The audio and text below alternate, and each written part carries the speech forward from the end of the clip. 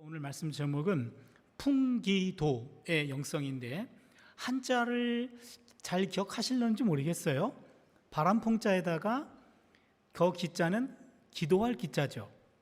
그 다음에 도자가 기도할 때 도자는 아니죠. 전혀 모르시는군요. 저 도자가 길도자입니다.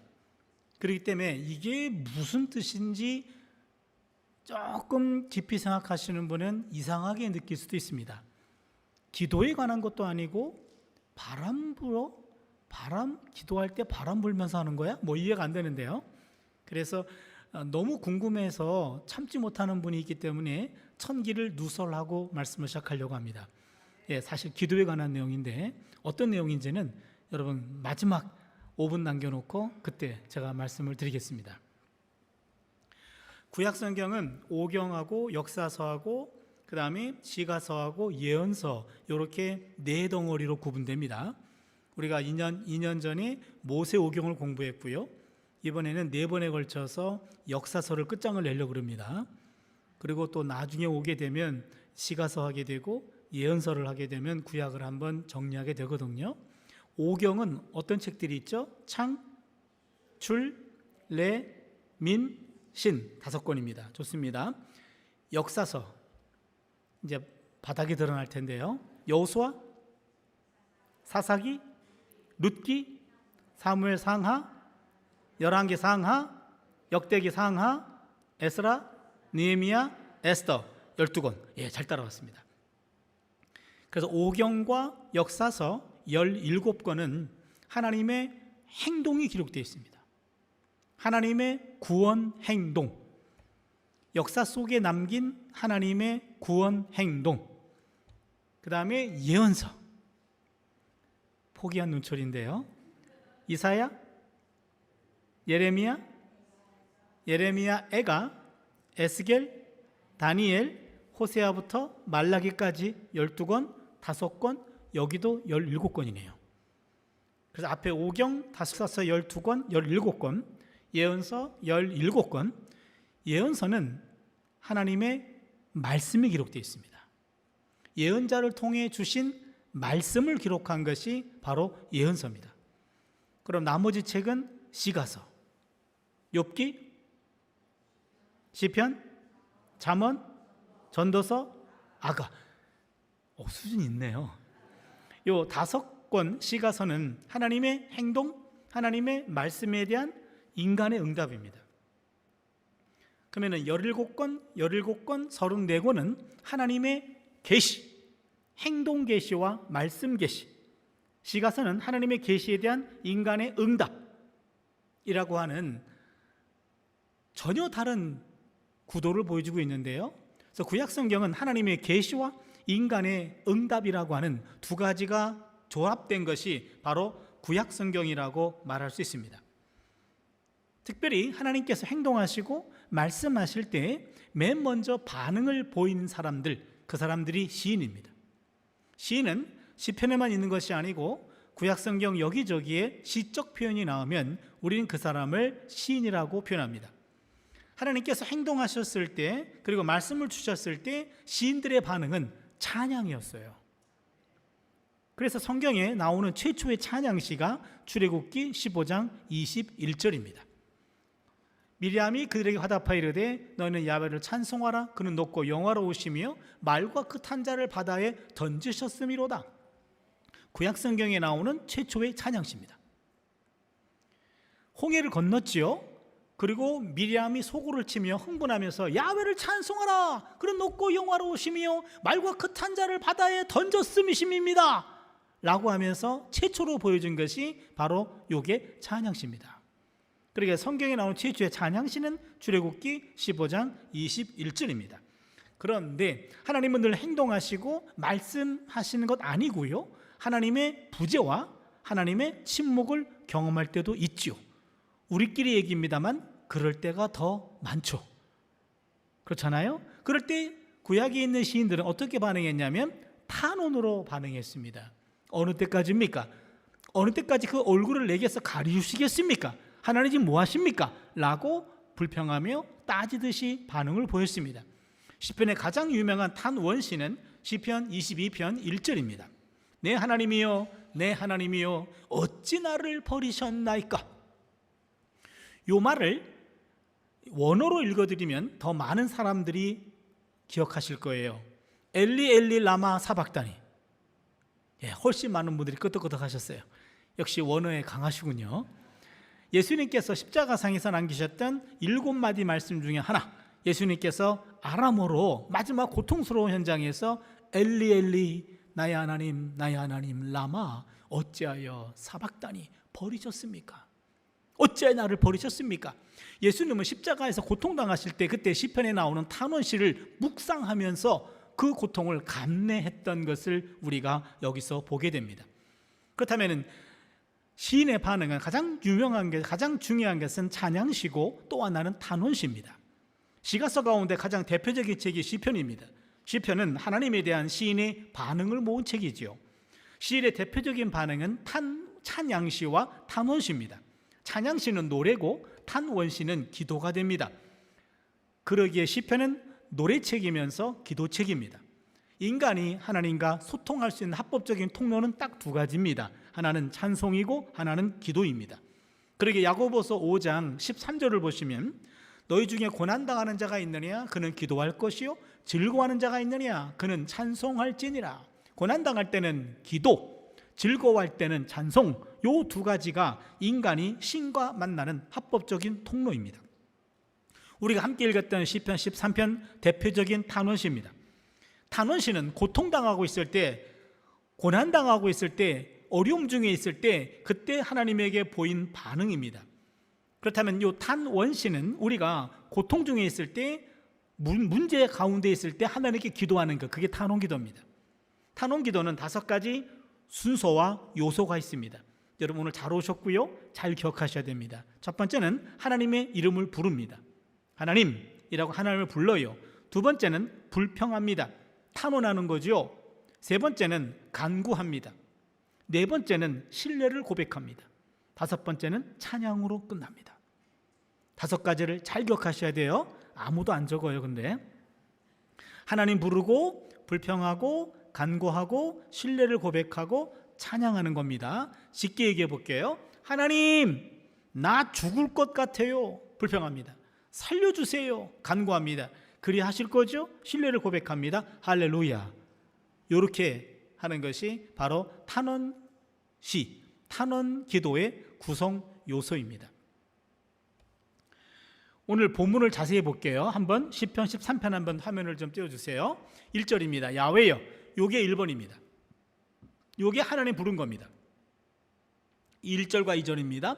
어느 때까지니까 나를 영원히 잊으시나이까? 주의 얼굴을 나에게서 어느 때까지 숨기시겠나이까?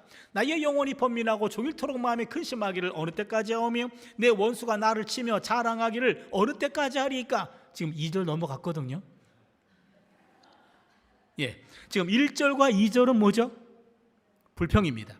3절과 4절입니다. 야훼의 하나님이여 나를 생각하사 응답하시고 나의 눈을 밝히소서. 두렵건대 내가 사망의 잠을 잘까 하오며 두렵건대 나의 원수가 이르기를 내가 그를 이겼다 할까 하오며 내 원수가 흔들릴 때 나의 대적들이 기뻐할까 하나이다. 뭘까요? 뭐죠? 간구. 3절과 4절은 간구입니다. 그 다음에 5절을 보시면 나는 오직 주의 사랑을 의지하여 싸우니 나의 마음은 주의 구원을 기뻐하리이다. 뭘까요? 신뢰 고백. 6절입니다. 내가 야훼를 찬송하리니 이는 주께서 내게 은덕을 베푸심이로다. 뭐죠? 찬양입니다. 13편 잘 기억해 주세요. 시편 13편은 탄원시의 교과서입니다. 다윗의 시고요. 이렇게 5가지 요소가 야훼여, 첫 번째 어느 때까지입니까? 라고 불평하고 나를 생각하사 응답하시고 나의 눈을 밝히소서 간구하고 그 다음에 나는 오직 주의 사랑을 의지하여 싸우니 신뢰를 고백하고 내가 야훼를 찬송하리니 이런 식으로 5가지 요소가 순서대로 나와 있는 유일한 경우입니다. 그러게 시편 13편은 이것은 탄원시의 교과서라고 얘기하고 다윗의 시입니다. 혹시 여러분들 가운데 나는 개인적으로 기도할 때 이 순서대로 기도하고 있네? 라고 오늘 컨펌 받으신 분들, 그분은 이미 기도의 고수입니다. 이미 기도의 고수예요. 그런데 저는 이 순서는 아닌데 나름 열심히 하고 있는데 저는 뭡니까? 그분도 고수로 인정할게요. 그분은 막달라 기도의 고수입니다. 오늘 막달라 기도에서 다윗의 기도로 갈아타시기 바랍니다. 다윗의 시이기 때문에 주전 1000년 전부터 노래와 기도로 하나님과 소통을 했어요. 주전 1000년부터 기원 후 2000년 동안 3000년 동안의 많은 신인들이, 많은 신앙인들이, 많은 하나님의 사람들이 하나님과 소통했던 하나의 표본, 교과서가 바로 이 개인 탄원시예요. 그러게 우리가 기도할 때 이 순서대로 하면 하나님이 아주 익숙해져 있습니다. 그러게 좋은 말 할 때 이 순서를 기억해 주세요. 두 가지를 지적하겠습니다. 첫 번째입니다.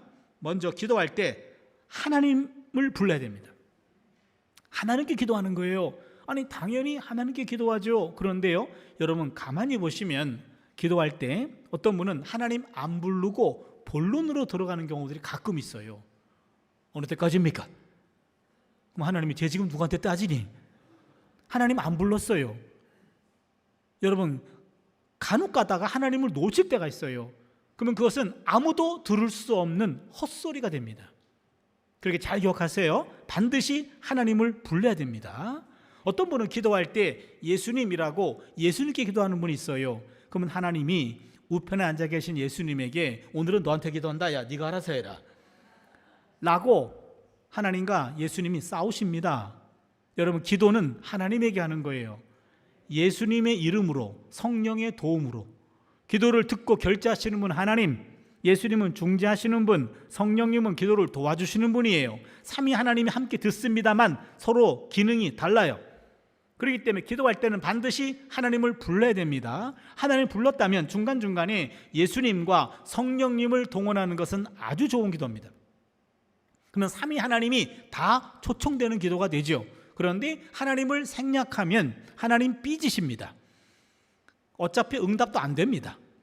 그러기에 가장 중요한 것은 하나님께 기도한다라는 것 첫 번째고요. 두 번째입니다. 두 번째는 기도 끝날 때 현재형으로 끝납니다. 무슨 말씀이냐면 예수님 이름으로 기도합니다, 하나이다, 드리나이다, 현재형으로 끝나요.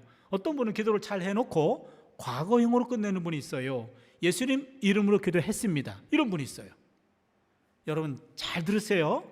이렇게 기도 입에 익으신 분들이 종종 있어요. 그런 기도는 조금 아쉬운 기도입니다. 왜냐하면 기도 내용에 간구가 있죠. 간구는 미래에 일어날 사건입니다. 하나님이 간구를 들으시고 언제 응답할까라고 수첩을 뒤지고 계셔요. 언제 응답할까? 그런데 당사자가 기도 끝난과 동시에 예수님 이름으로 기도했대. 그냥 과거형이에요. 끝났습니다. 유효기간이 끝났어요. 그러면 그거는 응답도 되기 전에 지가 끝낸 거예요. 그렇잖아요. 응답할 틈이 없어요. 자기가 그냥 철회한 겁니다. 기도했으면 응답될 때까지 유효기간이 연장돼야 돼요. 그렇기 때문에 현재형으로 끝납니다. 이걸 우리는 영원한 현재형이라고 말합니다. 응답될 때까지 영원히 유효기간을 연장시키는 것, 그것이 현재형으로 끝나는 겁니다. 예수님 이름으로 기도합니다, 하나이다, 드리나이다 라고 현재형으로 끝납니다. 두 가지 말씀드렸습니다. 하나님을 반드시 부를 것, 그 다음에 기도는 현재형으로 끝난다. 오늘 13편의 요 기도는 탄원시라 그랬죠. 요것은 엄격하게 말하면 불평기도라고 말할 수 있습니다. 불평기도입니다. 그런데 여러분 불평은 사람이 아니라 하나님 앞에 풀어놓아야 됩니다. 불평은 사람에게 하는 것 아닙니다. 하나님에게 합니다. 13편의 시인은 불평이 생길 때 당사자를 찾아가서 따지지 않았습니다. 시인은 그 불평거리를 가지고 하나님 앞에 나옵니다. 시인은 사람이 아니라 하나님께 따집니다. 1절과 2절을 다시 한번 볼까요? 야훼여 어느 때까지니까 나를 영원히 잊으시나이까? 주의 얼굴을 나에게서 어느 때까지 숨기시겠나이까? 나의 영혼이 번민하고 종일토록 마음에 근심하기를 어느 때까지 하오며 내 원수가 나를 치며 자랑하기를 어느 때까지 하리이까?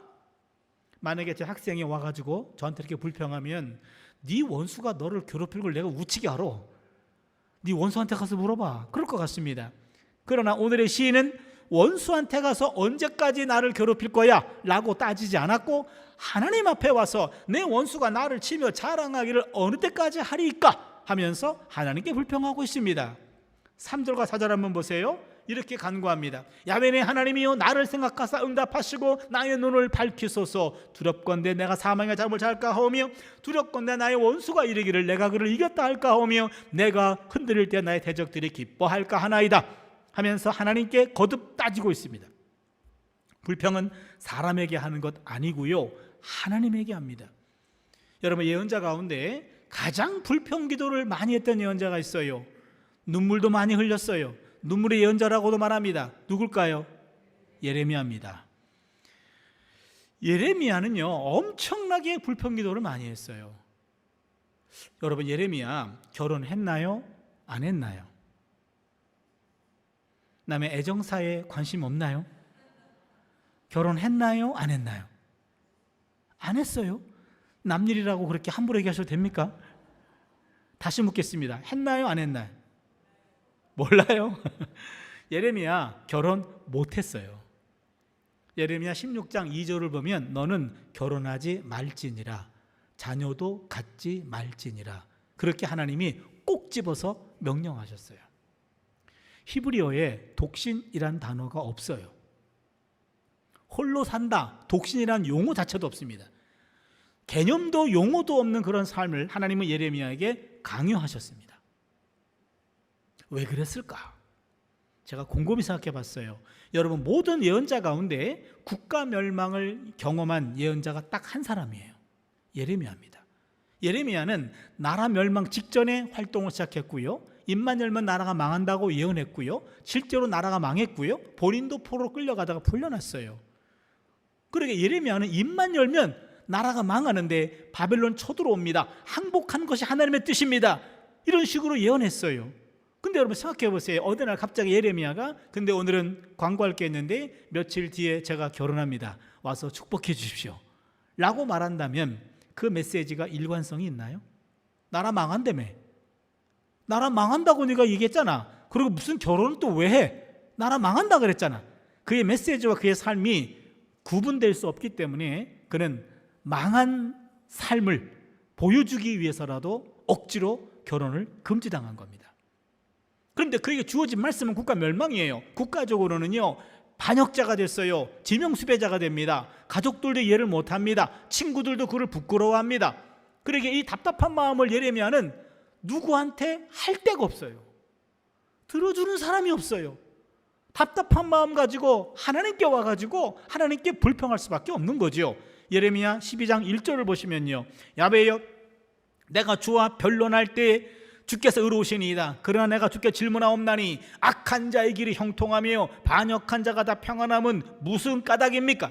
하나님, 악한 자가 다 형통하잖아요. 반역한 자가 평안하잖아요. 이게 어찌 된 일입니까? 하나님 말씀을 증거했어요. 듣는 사람들 가운데 특정한 사람들이 예레미야를 제거하려고 무리를 지었어요. 그런데 더 기가 막힌 것은 그 악한 사람들은 형통해, 그 반역한 사람들은 평안해. 나는 점점 힘들어져요. 하나님, 이게 뭐예요? 하나님 막아주셔야지요. 지금 뭐 하시고 계십니까? 최소한 그 사람들만큼은 하나님 눌러주셔야지요. 하나님 말씀이잖아요. 왜 그러세요 하나님? 아무한테도 말할 데가 없어요. 하나님께 와가지고 그는 내 안에 있는 그런 분노의 마음, 이 억울한 마음을 다 하나님께 불평으로 토해냅니다. 예레미야 15장 15절을 보시면 야훼여, 주를 위하여 내가 부끄러움 당하는 줄을 아시옵소서. 하나님 앞에 와가지고 거듭해가지고 불평합니다. 만약에 제 학생이 와가지고 이렇게 2번씩이나 계속 불평하면 너 죽을래? 그럴 것 같아요. 그러나 하나님은 거듭 불평하는 예레미야에 대해서 불편해하지 않으시고요, 오히려 그 예레미야에게 계속해서 기도를 하라고 권면하십니다. 예레미야 33장 3절 말씀이죠. 너는 내게 부르짖으라. 내가 내게 응답하겠고 내가 알지 못하는 크고 은밀한 일을 내게 보이리라. 하나님은 당신에게 불평하는 기도를 할지라도 그것을 불편하게 여기지 아니하시고 오히려 더 계속해서 나한테 불평 기도하라고 하나님은 권장하고 계시죠. 제가 2년 전에 왔을 때 욥 이야기를 했습니다. 물론 기억하는 분은 거의 없으리라고 믿습니다. 고난의 영성이었고요, 욥만큼 고난당한 사람 없습니다. 욥은요 엄청나게 하나님 앞에 삐졌어요. 삐진 정도가 아니죠. 평생 모았던 재산 다 날렸고요. 10명의 자녀 한순간에 압살을 당했고요. 본인은 몹쓸 병에 걸려가지고 죽음 앞에 서게 되었잖아요. 이런 상황 속에서 아무런 이유도 없어요. 까닭도 없습니다. 이유를 알 수가 없어요. 그렇지만 여러분, 이유를 알 수 없는 고난도 분명히 있다 그랬잖아요.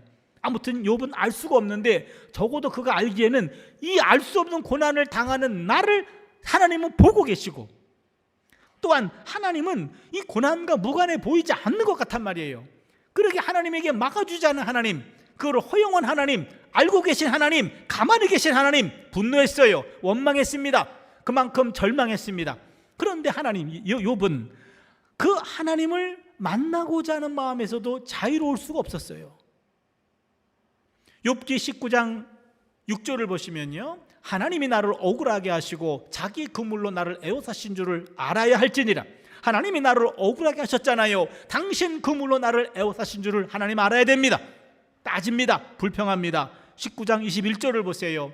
하나님의 손이 나를 치셨구나. 결국 하나님이 손으로 나를 치신 것 아닙니까? 남의 손을 빌어 나를 치신 분은 당신 아니십니까? 라고 하나님께 거듭 따집니다. 그런데 욥을 치신 분도 하나님이시지만 욥을 싸매어 주시는 분도 하나님이시잖아요.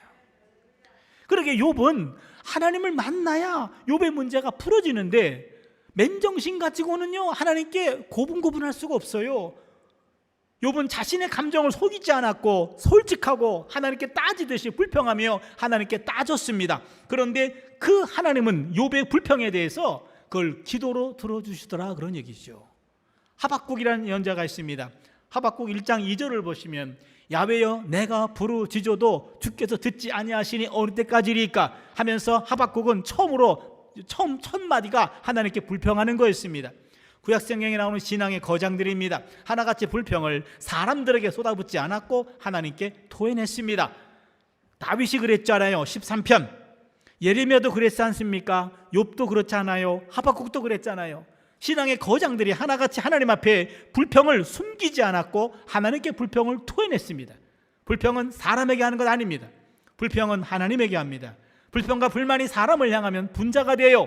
불평 분자가 됩니다. 불만 분자가 됩니다. 그러나 불평과 불만이 하나님을 향하면 기도가 됩니다.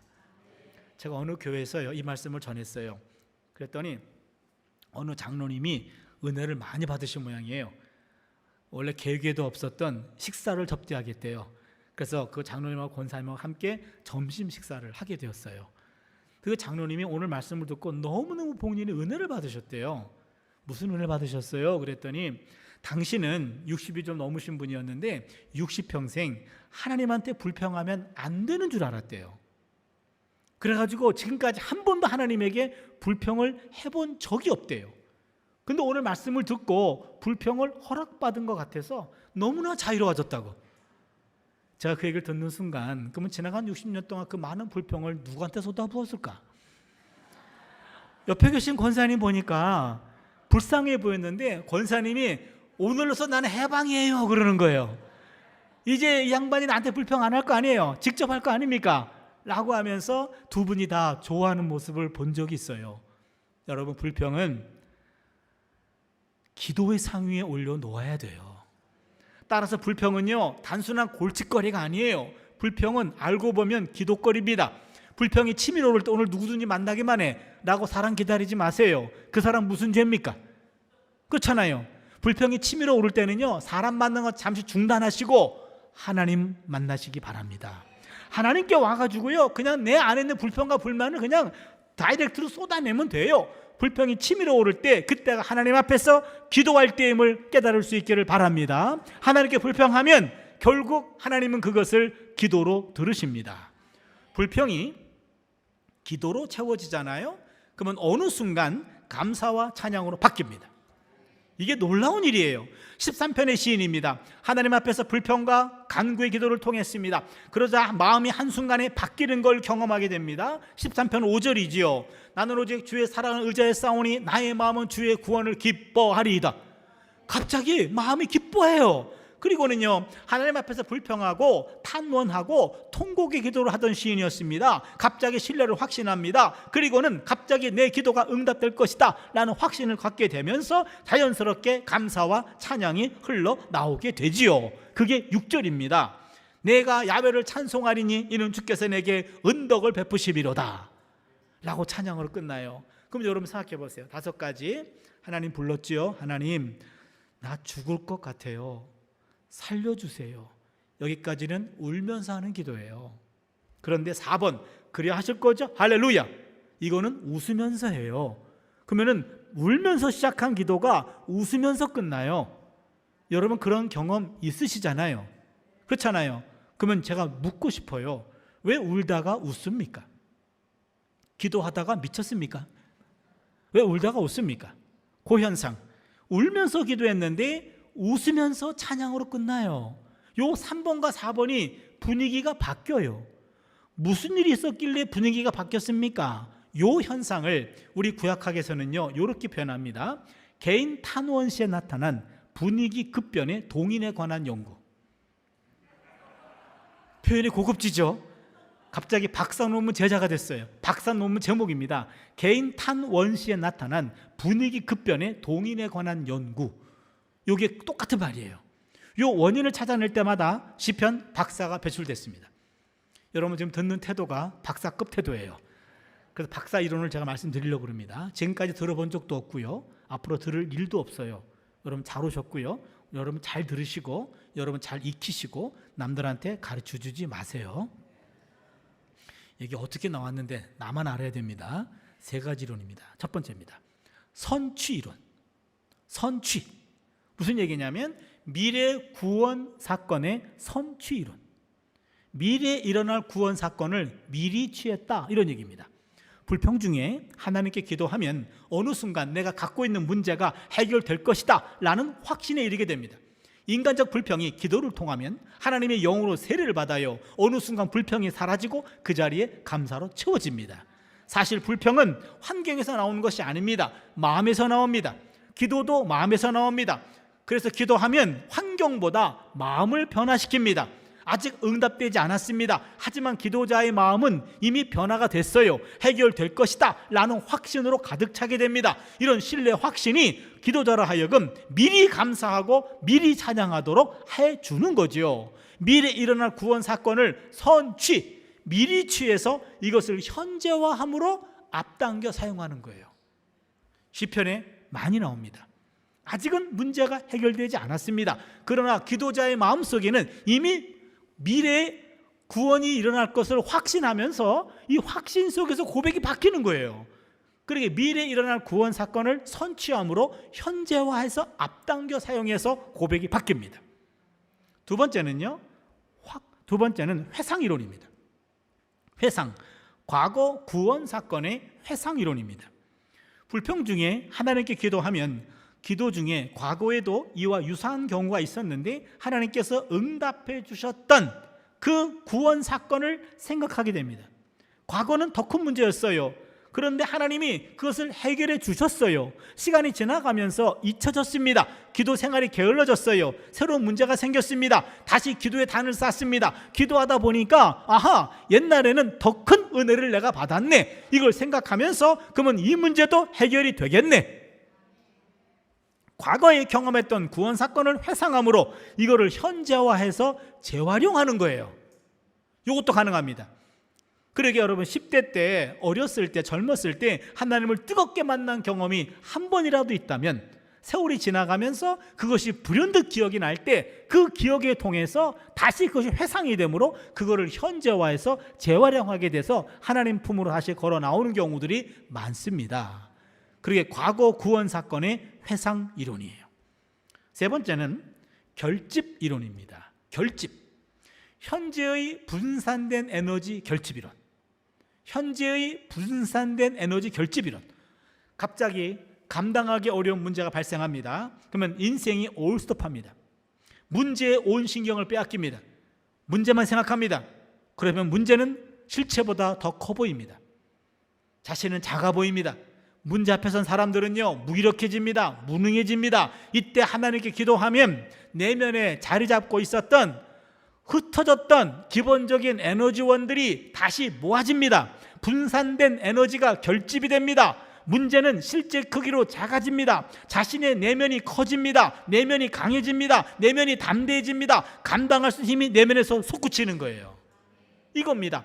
기도는 문제 때문에 흩어진 내 기본적인 에너지가 기도를 통해 다시 모아진다고요. 흩어진 에너지가 결집되면서 웬만한 문제는 감당할 수 있는 힘이 내면에서 이것이 강화가 되는 거예요.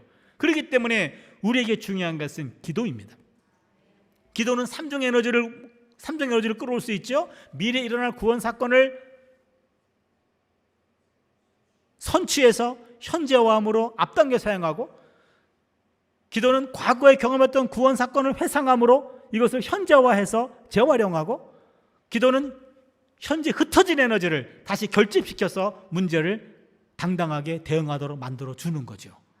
예수님께서 기도로 귀신 들린 아이를 고칠 때 제자들이 옆에서 목격하고 이렇게 따졌습니다. 마가복음 9장 28절인데요. 우리는 어찌하여 능히 그 귀신을 쫓아내지 못하였나이까? 선생님, 우리한테 뭘 안 가르친 것 있습니까? 3년 동안 선생님과 함께 동고동락했는데 왜 선생님은 하시는데 우리는 못합니까? 우리한테 안 가르친 것 있습니까? 라고 제자들이 불평조로 따졌어요. 이때 예수님이 이런 말씀을 하십니다. 마가복음 9장 29절이죠. 기도 외에 다른 곳으로는 이런 종류가 나갈 수 없느니라. 예수님께서 안 가르친 것이 아니라 제자들이 못 배웠어요. 저는 이 부분이 오늘 우리에게 다시 한번 도전돼야 될 말씀이라고 믿습니다. 예수님이 안 가르친 건 아니에요. 제자들이 못 배웠어요. 뭘 놓쳤냐면 누가복음 22장 39절을 보면요, 예수께서 습관을 따라 감람산에 가시매. 제가 최근에 이 성경을 다시 보면서 습관과 감람산이 눈에 팍 들어왔어요. 습관을 따라 감람산에 가셨어요. 뭘 하셨습니까? 41절을 보면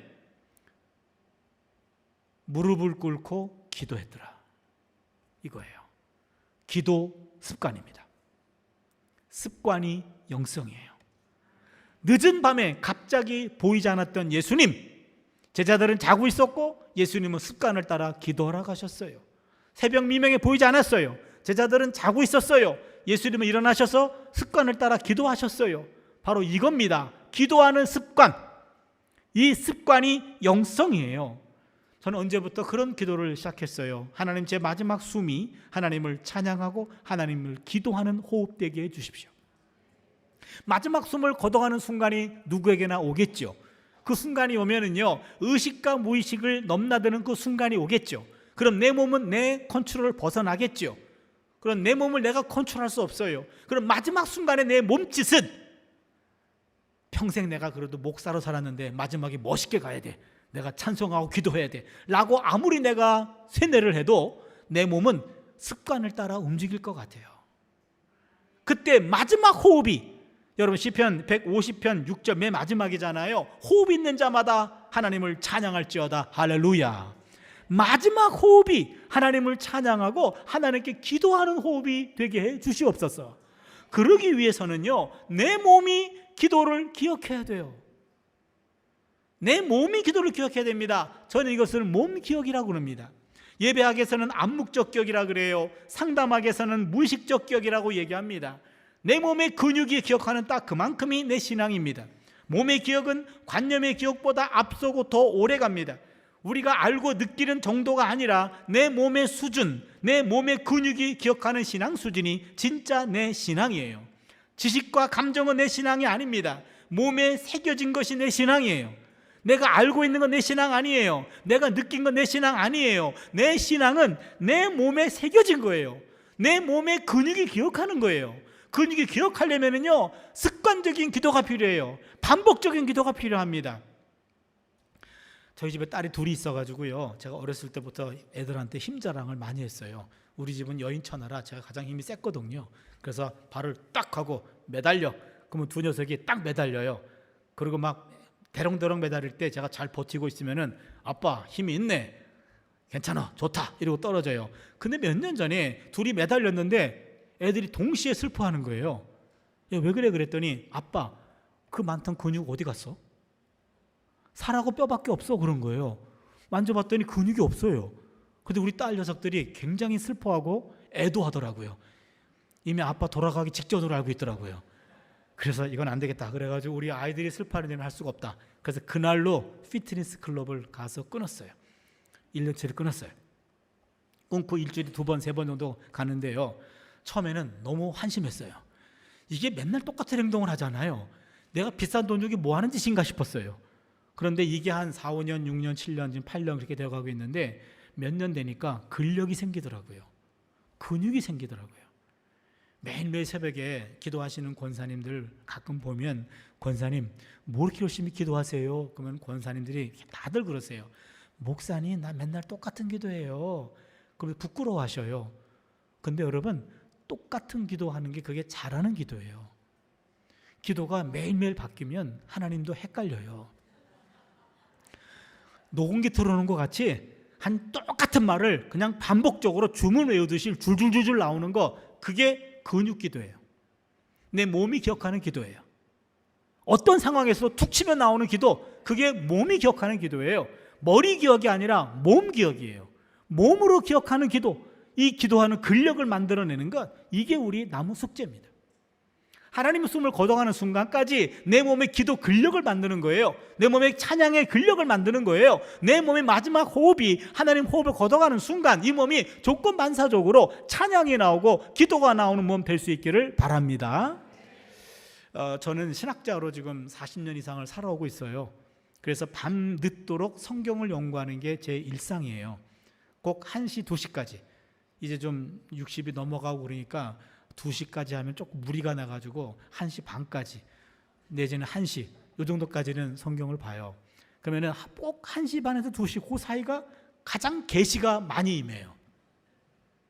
성경이 그전에는 풀어지지가 않는데 그 순간에 반짝하고 풀어지는 맛이 있어요. 그것 때문에 평생을 2시까지는 성경을 연구를 했어요. 그러다 보니까 새벽에는 못 일어나죠. 새벽에는 이불 속에서 입신을 하죠.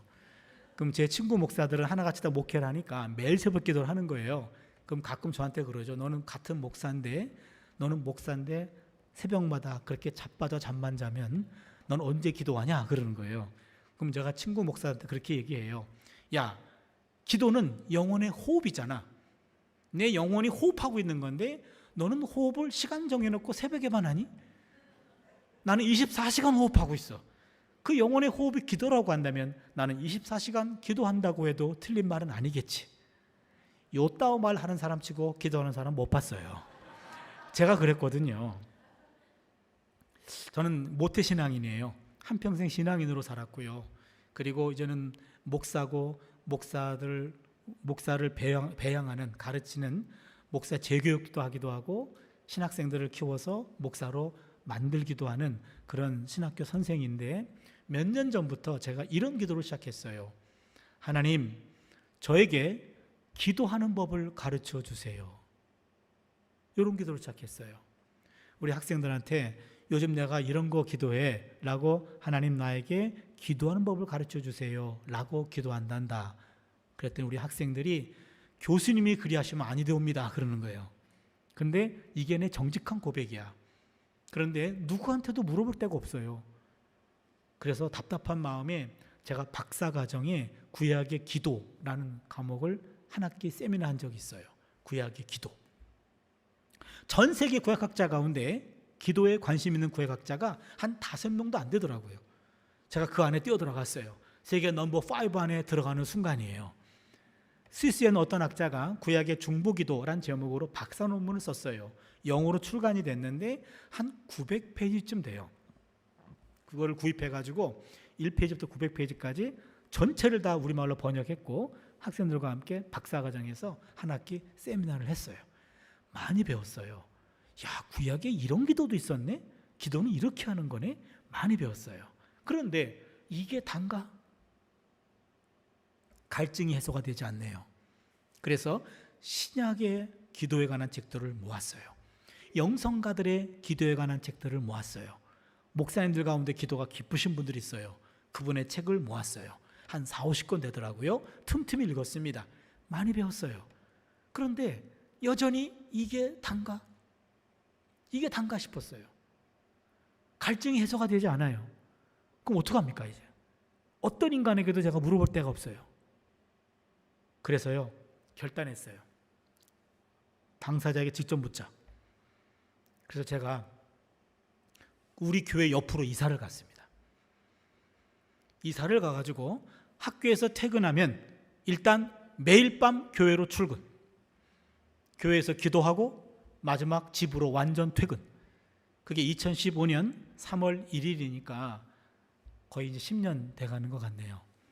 우리 교회도 이렇게 4줄이 돼 있어요. 왼쪽에서 두 번째 줄 2줄이에요. 2줄 맨 뒤쪽 자리는 담임 목사님 사모님이 거기서 늘 기도하시더라고요. 그래서 남의 나발에는 침범하지 않기로 했어요. 그 앞자리를 찜했어요. 거기를 제가 찜해놓고, 우리는 이런 게 아니라 장의자예요. 장의자로 되어 있는데 거기서 찜해놓고 거기서 이제는 매일 8시에도 가고요, 9시도 가고 10시도 가고 11시도 갈 때가 있어요. 매일 밤 가서 한 30분 정도 월요일서부터 금요일까지 기도해요. 그래서 월요일부터 목요일까지는 30분, 금요일은 한 1시간, 토요일은 안식일이라 쉬고 주일은 주일이라고 쉬어요.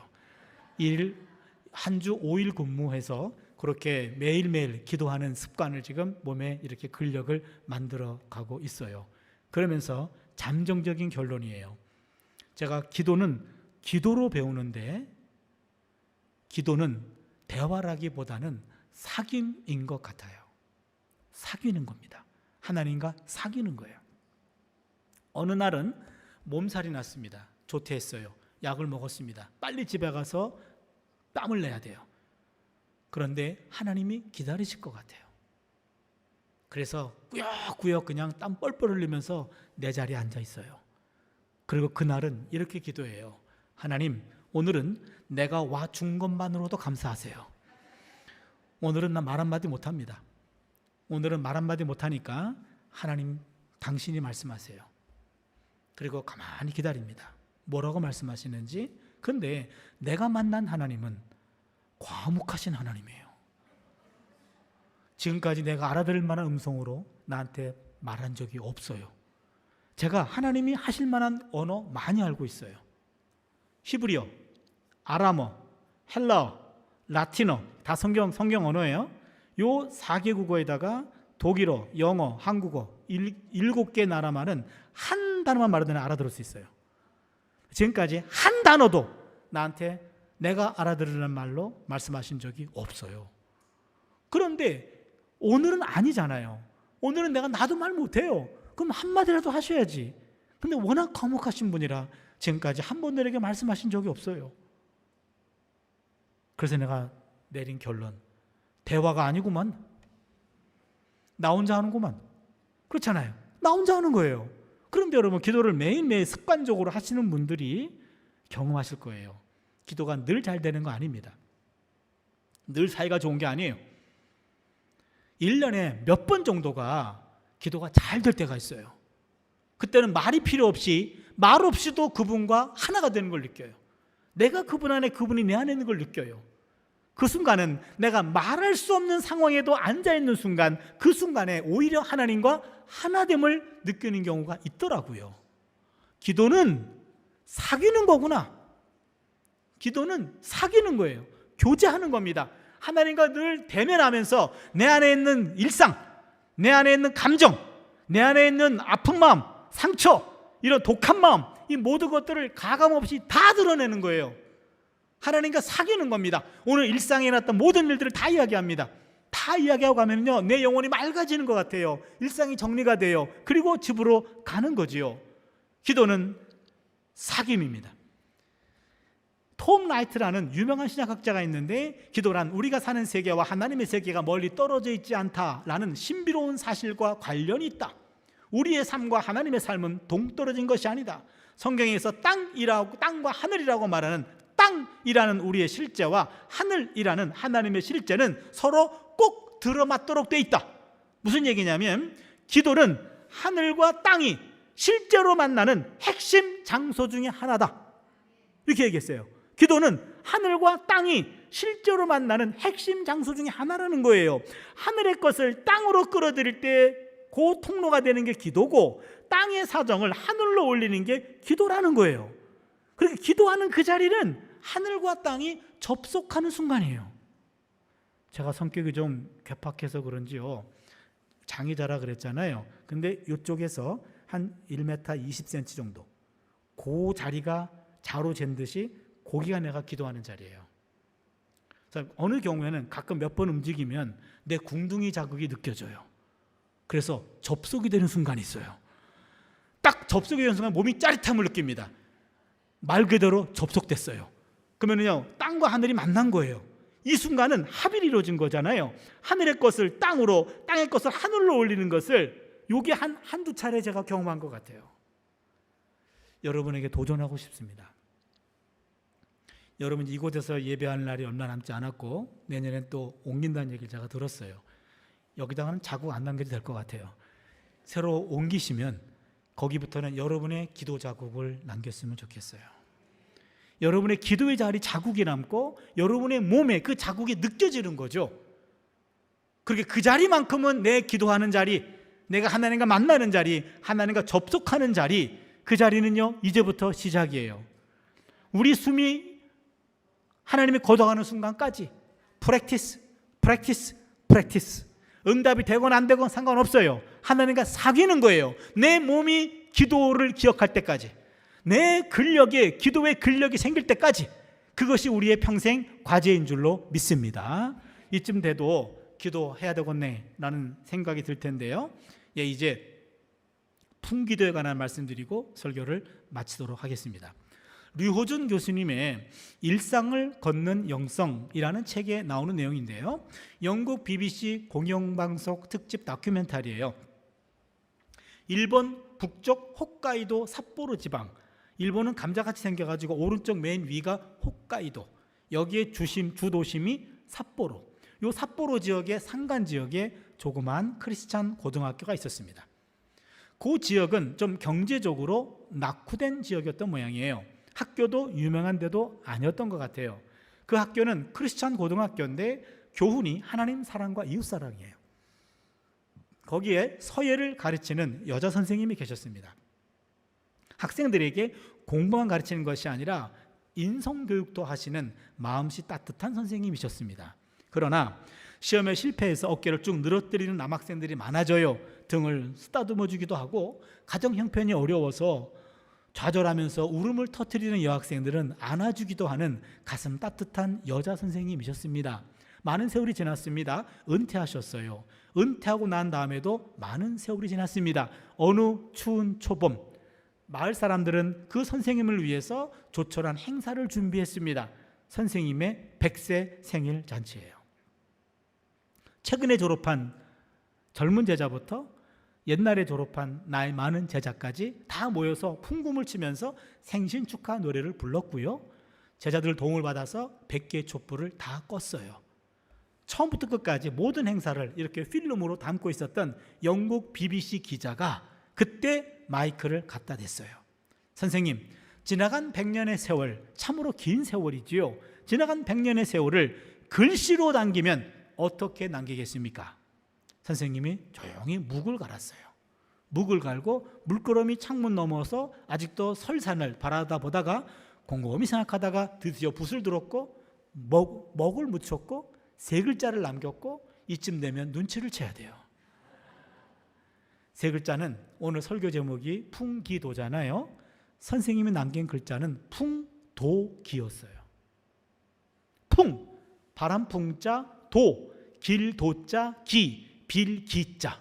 무슨 말입니까? 풍, 바람 부는 도, 길 위를 기도하며 살았습니다. 기가 막힌 표현이에요.